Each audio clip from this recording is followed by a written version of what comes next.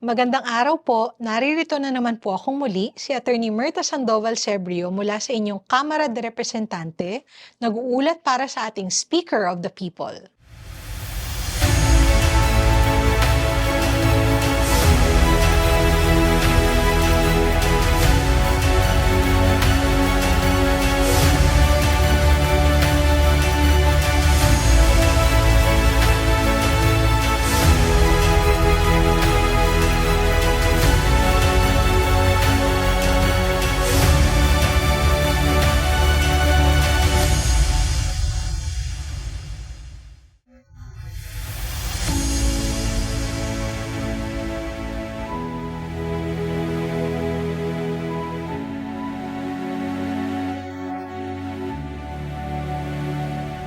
Pinangunahan ni Speaker Ferdinand Martin G. Romualdez ang Bagong Pilipinas Serbisyo Fair sa La Trinidad, Benguet. Ang Bagong Pilipinas Serbisyo Fair ay umabot sa mga taluktok ng Benguet at naghatid ng kabuuang 412 million sa tulong pinansyal at mga programang panggobyerno sa 80,000 benepisyaryo ng probinsya. Sinabi ng Speaker of the People na ang BPSF ay pagtupad sa pangako ni Pangulong Marcos na ilapit ang gobyerno sa mga Pilipino. Ang BPSF sa Benguet ang kauna-unahang idinao sa Cordillera Autonomous Region at ito ang ika-15 na yugto ng caravan ng serbisyo na naglalayong saklawin ang lahat ng 82 na lalawigan sa buong bansa. Dumalo rito ang 63 miyembro ng Kamara at naitala ang pinakamataas na bilang ng pagdalo ng mga mambabatas sa caravan ng serbisyo. Nalampasan nito ang BPSF sa Agusan del Norte na kung saan 62 na sulon ang dumalo. Ako natutuwa. Nakita ninyo, napaka-transparent ang proseso natin at nakikita talaga natin lahat ng ating resources ng bansa, ng gobyerno. 100% downloaded yan. At yan talaga ang serbisyo ng lahat ng departments and agencies. Lahat ng mga kongresista, nagpapasalamat sa iyo na natutuwa talaga ang lahat na nag-attend dito, lahat ng mga beneficiaries dito sa Benguet. Sa kabuuan, ng BPSF ay namamahagi ng kabuuang 261 million sa tulong pinansyal at 151 million sa in-kind assistance sa Benguet. Kabilang ang 110 million sa mga serbisyong panlipunan, 10 million sa mga serbisyong pangkalusugan, 50 million sa mga serbisyong pang-agrikultura, 180 million sa mga serbisyong pangkabuhayan, 35 million sa tulong pang-edukasyon, 25 million sa iba pang serbisyong panggobyerno at 1 million sa mga serbisyong regulasyon. Totoo sa kanyang bansag na Mr. Rice, pinangunahan ni Romualdez ang pamamahagi ng kabuuang 160,000 kilos ng bigas sa mga napiling benepisyaryo ng BPSF sa Benguet. Binigyang diin din niya ang kahalagahan ng pangunahing pagkain ng mga Pilipino sa libo-libong mga Pilipino. Pinagkalooban din ng mga opisyal ng munisipyo ng La Trinidad sa lalawigan ng Benguet si Speaker Ferdinand Martin G. Romualdez ng kopya ng resolusyon na inadopt ng kanilang sangguniang bayan na nagdedeklara sa lider ng Kamara bilang adopted son ng bayan. Sa resolusyon bilang 69-2024 na inadopt ng munisipal na lupon sa kanilang regular na pagpupulong noong Marso 26, 2024, nagbigay sila ng pangalang Batakagan kay Speaker Romualdez na nangangahulugang pinakamaliwanag na bituin.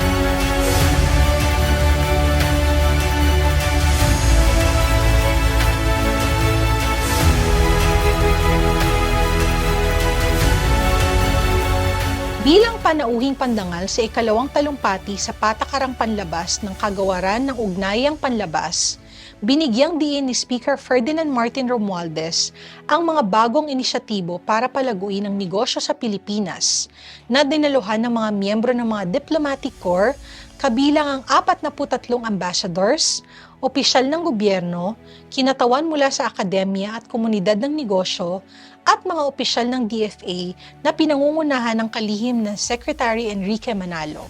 Ang Department of Foreign Affairs Foreign Policy Address ay isang plataporma kung saan ibinabahagi ng mga mambabatas ang kanilang mga pananaw sa mga tauhan ng DFA, miyembro ng Diplomatic Corps, iba pang ahensya ng gobyerno, at mga think tank tungkol sa anumang isyong pampatakaran na may implikasyon sa patakarang panlabas. Sinabi ng Speaker of the People na tututukan ng Kamara de Representante ang pagpapalakas ng pambansang seguridad at pagpapahusay ng kaunlarang ekonomiko sa natitirang sesyon ng ika-19 na Kongreso.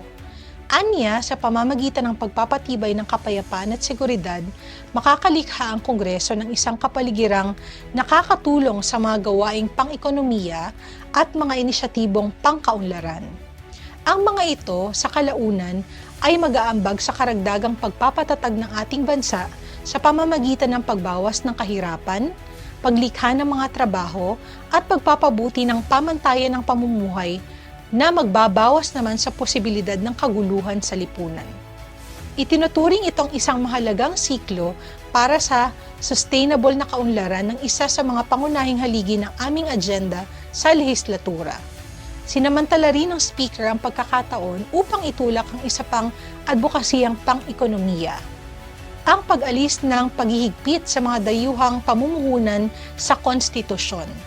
Inilahad niya na ang iminumungkahing mga pagbabago ay naglalayong ipasok ang pariralang maliban kung itakda ng batas upang bigyan ng Kongreso ng kakayahang gumawa ng mga mabilisang pagbabago sa batas sa tiyak na mga sektor ng ekonomiya bilang tugon sa mga pagbabago sa pandaigdigan at lokal na ekonomiya. Ipinabati din niya sa kanyang mga tagapakinig na ang Kamara de Representante ay nagpapatupad ng makabuluhang mga reforma na nagbago ng anyo ng ekonomiko at panlipunang tanawin ng Pilipinas.